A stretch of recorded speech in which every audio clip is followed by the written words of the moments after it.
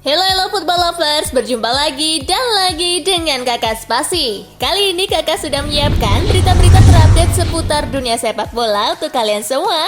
Selamat menyaksikan.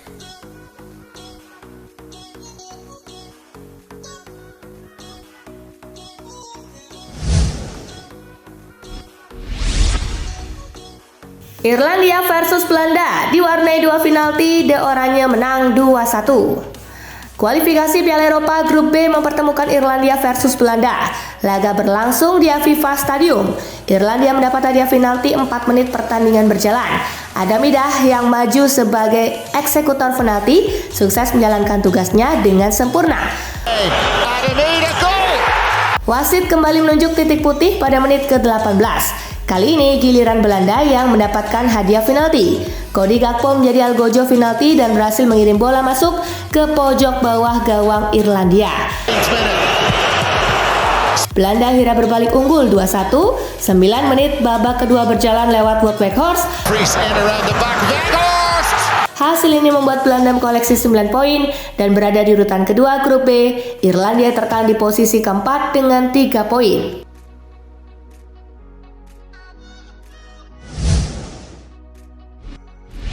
Timnas Jerman pecat Hansi Flick. Kekalahan telak dari Jepang berdampak buruk untuk pelatih Timnas Jerman Hansi Flick. Flick dipecat dari posisinya tersebut. Jerman untuk sementara akan ditangani Rudi Völler saat bertemu Perancis dalam laga persahabatan beberapa hari lagi. Julian Nagelsmann jadi kandidat terkuat untuk menggantikan Hansi Flick yang baru ditunjuk jadi pelatih Jerman selepas Euro 2020. Selama 2 tahun menangani Jerman, Flick yang sukses di Bayern Munich malah gagal total.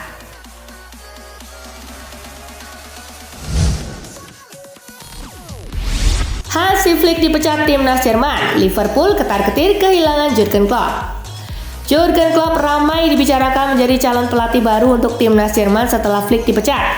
Kabar soal peluang Klopp melatih Timnas Jerman itu disampaikan oleh jurnalis asal Norwegia, Jan H. Fjørtoft. Fjørtoft menyampaikan bahwa Timnas Jerman berharap bisa dilatih oleh Klopp pada Euro 2024 nanti. Kabar tersebut jelas membuat Liverpool khawatir, mengingat Klopp adalah sosok pelatih yang hebat bagi mereka. Kontrak Klopp di Liverpool sendiri masih akan berlaku hingga 2026 datang. Meski semuanya belum pasti, Liverpool tetap harus berhati-hati dengan berbagai kondisi yang mungkin bisa terjadi pada Klopp.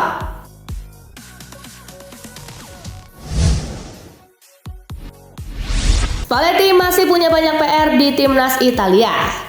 Luciano Spalletti punya banyak pekerjaan rumah dengan Timnas Italia. Debut Spalletti bersama Glazuri berakhir dengan hasil imbang melawan Makedonia Utara. Spalletti mengakui masih banyak hal yang harus diperbaikinya menilik dari laga kontra Makedonia Utara. Ia menilai anak asuhannya masih kurang solid dalam menyerang maupun bertahan. Satu-satunya elemen yang kami miliki adalah mempelajari permainan ini dan mencoba menemukan perbaikan, mengerjakan konsep-konsep yang kurang berjalan dengan baik, ujar Spalletti dikutip dari Football Italia.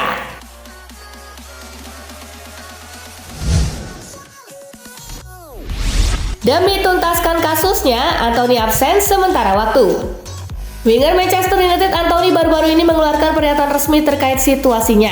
Ia mengaku telah mengambil masa rehat agar tidak mengganggu timnya. Antony meminta dispensasi kepada klub dan juga manajer Erik ten Hag. Antony ingin libur sampai waktu yang tidak ditentukan demi menuntaskan kasusnya tersebut. Ten Hag dan CEO MU Richard Arnold pun memberi lampu hijau untuk itu. Antony sendiri optimistis bahwa ia mampu menyelesaikan kasus ini dengan baik. Ia yakin bahwa dirinya tidak bersalah sehingga ia berharap kontroversi ini bisa lekas kelar.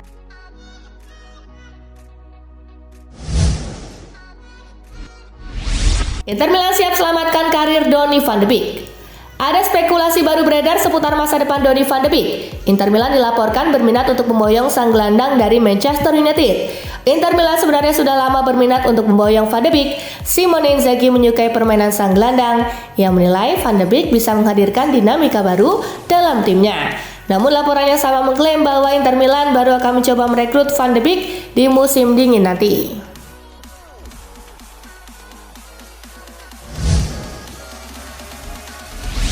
Luis Rubiales mundur dari kursi Presiden RFIF. Skandal ciuman bibir Luis Rubiales ke Jennifer Hermoso jadi perbincangan publik Spanyol. Banyak pihak yang meminta Rubiales mundur dari kursi Presiden RFIF. Rubiales tetap bersikukuh dirinya tidak bersalah dan ingin bertahan sebagai Presiden RFIF. Kendati demikian, tekanan dari mana-mana membuat dirinya tak punya pilihan lain selain mundur. Luis Rubiales tidak hanya mengundurkan diri dari jabatannya di RFIF, Alex Levante itu juga mundur dari posisi sebagai wakil presiden Badan Sepak Bola Eropa UEFA.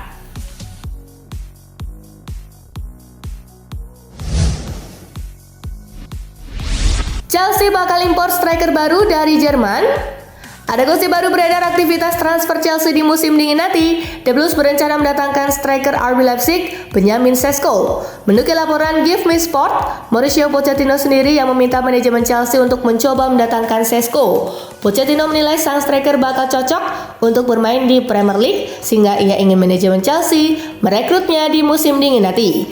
Kabarnya dibutuhkan dana sekitar 100 juta euro untuk bisa memboyong sang striker dari Jerman di musim dingin nanti.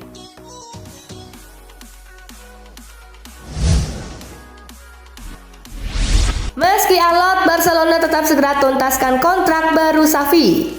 Pakar transfer Eropa Fabrizio Romano punya kabar seputar masa depan Xavi. Manajemen Barcelona dilaporkan sedang mengupayakan agar sang manajer segera menaikkan kontrak baru. Memang ada beberapa perbedaan pendapat antara kedua pihak, namun Romano mendeskripsikan bahwa proses negosiasi ini hanya masalah waktu saja sebelum keduanya mencapai kata sepakat. Romano juga mengklaim bahwa Xavi kemungkinan akan menaikkan kontrak jangka pendek di Barcelona. Kontrak itu hanya akan berdurasi 2 tahun saja, sehingga Xavi akan menangani Barcelona hingga tahun 2025 mendatang.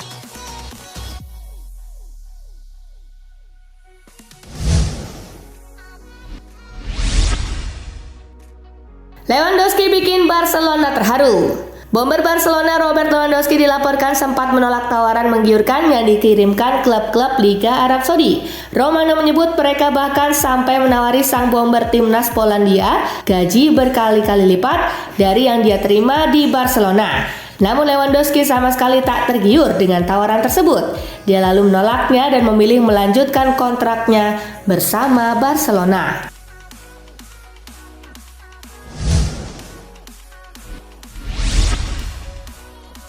Setelah trio senior Prancis, giliran Kalulu yang buat AC Milan pusing. Baru-baru ini AC Milan dibuat ketar-ketir dengan kondisi anggota skuad miliknya pada jeda internasional, di mana Olivier Giroud mengalami masalah pada ankle-nya saat membela Prancis. Hal serupa juga dialami Theo Hernandez dan Mike Maignan. Diketahui Theo Hernandez mengalami benturan pada otot betisnya, sedangkan Maignan melanjutkan fisioterapi untuk pemulihan otot. Hal tersebut diperparah lagi dengan Irosoneri disebut-sebut bakal kehilangan Pierre Kalulu. Kalulu dilaporkan menderita cedera otot dalam sesi latihan di Milanello.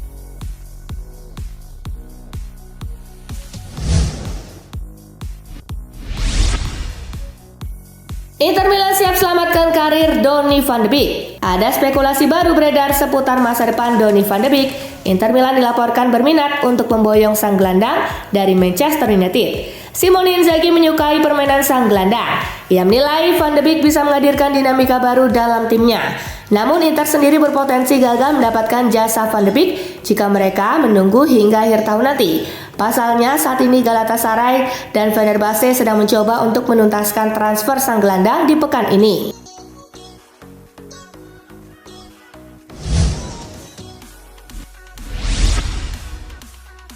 Manchester United berjudi dengan merekrut Rasmus Højlund. Ex Liverpool, Graeme Souness menilai apabila pembelian Rasmus Højlund yang dilakukan Manchester United adalah pembelian yang beresiko. Seperti yang diketahui, Manchester United merekrut Rasmus Højlund dari Atlanta dengan mahar yang cukup tinggi, yaitu mencapai angka 72 juta pound sterling. Harga yang tinggi ini menurut Souness adalah sebuah perjudian yang sangat beresiko. Menurut saya, Manchester United tak akan lebih baik dari musim kemarin. Saat ini mereka menghabiskan uang sebesar 72 juta pound sterling untuk merekrut striker muda, yaitu Rasmus Højlund. Padahal catatan golnya sangat biasa saja, ujar Souness dilansir dari media Sky Sport.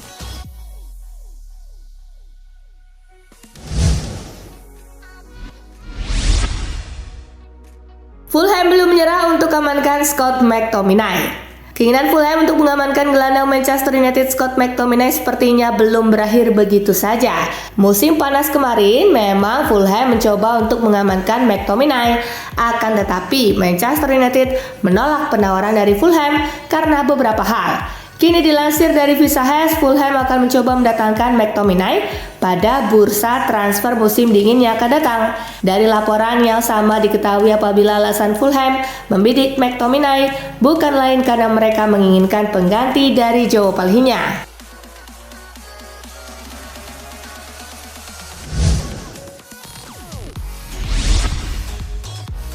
Mohamed Salah tetap ada potensi cabut dari Liverpool musim depan. Pemain andalan Liverpool Mohamed Salah telah menjadi salah satu dari target transfer klub Saudi Pro League. Liverpool sendiri dipastikan menolak penawaran dari Al Ittihad karena mereka memang masih membutuhkan Salah di skuad mereka. Akan tetapi dilansir dari analisis Sky Sport, Vinny O'Connor, hal ini bukan berarti situasi Salah akan tetap aman berada di Liverpool. Sebaliknya, potensi pindah Salah akan semakin meningkat di musim berikutnya.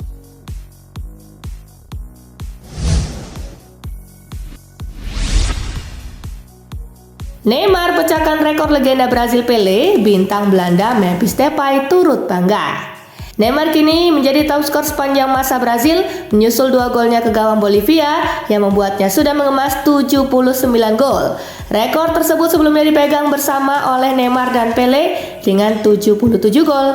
Namun 2 golnya ke gawang Bolivia membuat sang penyerang sekarang telah mengkoleksi 79 gol.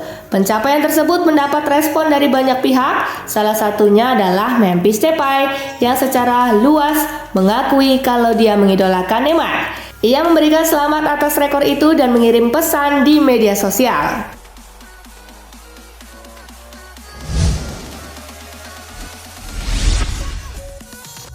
Mulai jengah, Rodri minta transfer klub Arab Saudi segera ditertibkan. Gelandang Manchester City, Rodri mendesak otoritas sepak bola untuk lebih mengontrol meningkatnya jumlah pemain yang meninggalkan Eropa untuk bergabung dengan Liga Arab Saudi dan kompetisi serupa.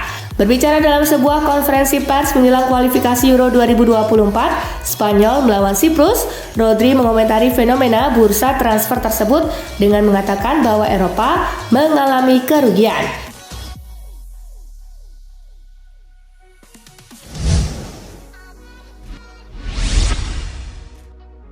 Mulianya Ronaldo, hotel mewah miliknya diubah jadi tempat pengungsian korban gempa Maroko. Sikap mulia ditunjukkan Cristiano Ronaldo dengan hotel mewah miliknya diubah menjadi tempat pengungsian bagi korban gempa Maroko. Hotel bernama Pestana Seven Marrakesh itu telah mengesampingkan pelayanan dengan menerima para korban gempa untuk berlindung.